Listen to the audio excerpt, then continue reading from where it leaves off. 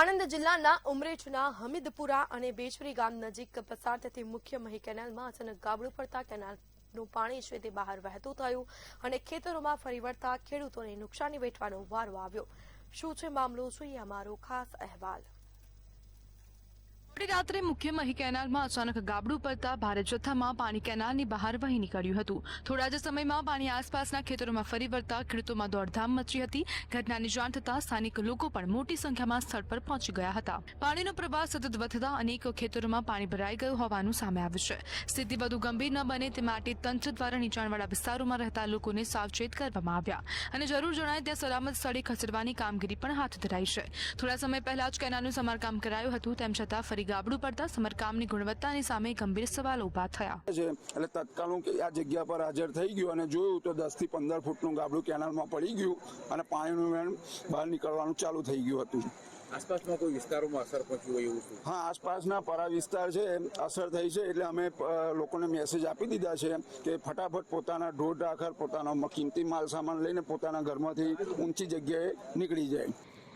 લગભગ 2-1 ફૂટ જેટલું પાણી ઉપર આવી ગયું છે અને અત્યારે હાલમાં પાણી વધતું જાય છે, એટલે જે તે વિસ્તારમાં જે તે લોકો રહેતા હતા એ તમામ લોકોને મામલતદારશ્રીની અને ટીડીઓ સાહેબને પોલીસની મદદથી, સૌ ગ્રામજનોની મદદથી, ગામના સરપંચની મદદથી બધાને હમીદપુરા સ્કૂલમાં ખસેડવામાં આવ્યા છે અને જે ઢોર ઢાંકણ જે હતા એ પણ છોડીને ટ્રેક્ટરમાં લઈ જવાનો અમે પ્રયત્ન પૂરેપૂરો કર્યો છે।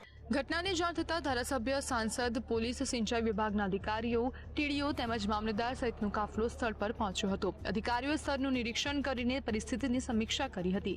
પાણીનો પ્રવાહ ઘટાડવા માટે કેનાલનો એક દરવાજો બંધ કરવાની કાર્યવાહી પણ હાથ ધરવામાં આવી। કદાચ અહીંયા જે ખેતરમાં જે રહેતા હતા એ માણસોને પણ અહીંયાથી મામલતદાર શ્રી, પોલીસની ટીમ ને બધા એમને ખસેડીને એમને સ્કૂલમાં ટ્રાન્સફર કરી દીધા છે। અત્યારે જે પાણી છે ખેતરમાં ભરાઈ ગયેલા છે અને હજુ પણ પાણી ખેતરમાં જઈ રહ્યા છે, પરંતુ પરિસ્થિતિ ટોટલી અત્યારે કાબુમાં છે। કાંઈ બીજી જાનહાનિ કે કશું થયું નથી। સરકારી તંત્ર પણ સારી રીતે અહીંયા પહોંચી ગયેલું છે। મેસેજ મળ્યો હતો કે ભાઈ આવી રીતે સાવડીના દરથી આ બધું પાણી નીકળ્યું છે, એટલે અમે તાત્કાલિક દોડીને હું અને મારા સાહેબ આવી ગયા છે અહીંયા જગ્યા પર। આશરે 20 ફૂટ જેટલું છે અને કંટ્રોલ કરો? હા, પાણીનો કંટ્રોલ કરી દીધું છે, ઉપરથી 0 કરાવડાવી દીધું છે। જોકે કેનાલમાં રહેલું બાકીનું પાણી વધુ નુકસાન પહોંચાડે તેવી આશંકા પણ વ્યક્ત કરાઈ રહી છે। બીજી તરફ ઉભા પાકને થયેલા નુકસાનને લઈને ખેડૂતોમાં ભારે ચિંતા છે। અસરગ્રસ્ત ખેડૂતો સરકાર પાસે તાત્કાલિક સર્વે કરાવી યોગ્ય વળતર અને સહાયની માંગ કરી રહ્યા છે। આજે ઉમરેઠથી બેચરી તરફ જતી એક જે મહી કેનાલ છે તે કેનાલની અંદર ગાબડું પડવાની ઘટના પ્રકાશમાં આવી છે અને આજે ગાબડું પડ્યું છે ત્યારે સ્થાનિકો આપણી સાથે જોડાયા છે। શું કહેશો, આજે ગાબડું છે કેવી રીતના આપણે ધ્યાને આવ્યું? એટલે આજુબાજુના બધા લોકોના જાણ થતાં આખું ગામ અહીં ભેગું થઈ ગયું। તંત્રને બી જાણ કરી, સરપંચને જાણ કરી, તથા આપણા એના આણંદના MLA હર્ષદ પરમારને બી અમે જાણ કરી ને બધા ઘટના સ્થળે દોડી આવ્યા।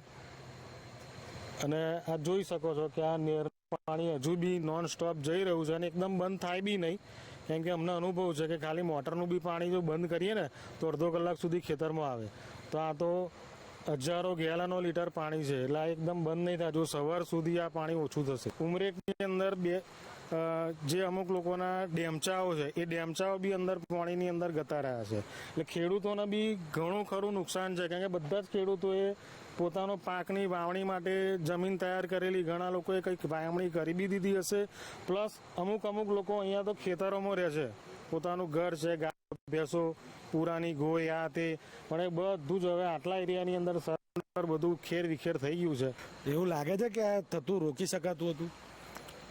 ના, આ વસ્તુ પોસિબલ નહીં, કેમ કે આ વસ્તુ કેવી છે કે હજારો કિલોમીટર લાઈન નાખેલી છે, તો હવે કઈથી ક્યારે શું તૂટે કશું ખબર ના પડે, કારણ કે અમે પોતે ખેડૂત છે, ખેતરની અંદર પાણી વાળતા હોય તો એક જગ્યાએ સેજ બાકડું પડી જાય, આપણને ખબર ના પડે, તો આ તો આવડી મોટી નહેર છે, એટલે એ વસ્તુ પણ ત્યારે કેટલા વિસ્તાર અસરગ્રસ્ત થયા હશે? અત્યારે વિસ્તાર જોવા જઈએ તો લગભગ આટલો 5-6 કિલોમીટરનો આખો એરિયો પાણીમાં ગરકાવ થઈ ગયો। તો સરકારને એટલી નમ્ર નિવેદન છે કે પ્રોપર એનું સર્વે થવો જોઈએ અને એવું નહીં કે ભાઈ વીઘે 2000, 2500, 5000 એ કશું થાય નહીં. ખાલી દોંતી મારીને જાય ને તોય 2,000-1,500 રૂપિયા દોંતીવાળો લઈ જાય. તો આ તો આખું ખેતર તૈયાર કર્યું હોય એને 15-20-25 દિવસથી એને પોતાનું ધરુવાડિયું તૈયાર કર્યું હોય, એની અંદર દવા નાખી હોય, બિયારણ મોંઘા ભાવનું લાવેલો હોય અને નાખ્યું હોય અને પછી આ રીતે જતું રહે તો એની આખી સિઝન ફેલ થાય. પ્લસ બીજું કે આ પાણી સુકાય નહીં, એની અંદર ટ્રેક્ટર ના ઘૂસે, મીન્સ કે એને વરાપ કહેવાય. ત્યાં સુધી હજુ તો આમાં કશું કરી જ નહીં, એટલે આખી સિઝન ફેલ ગણાય એમ તો.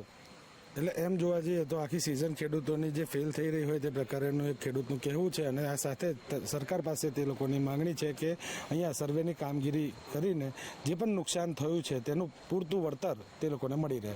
સપન પટેલ, મંતવ્ય ન્યૂઝ, આણંદ.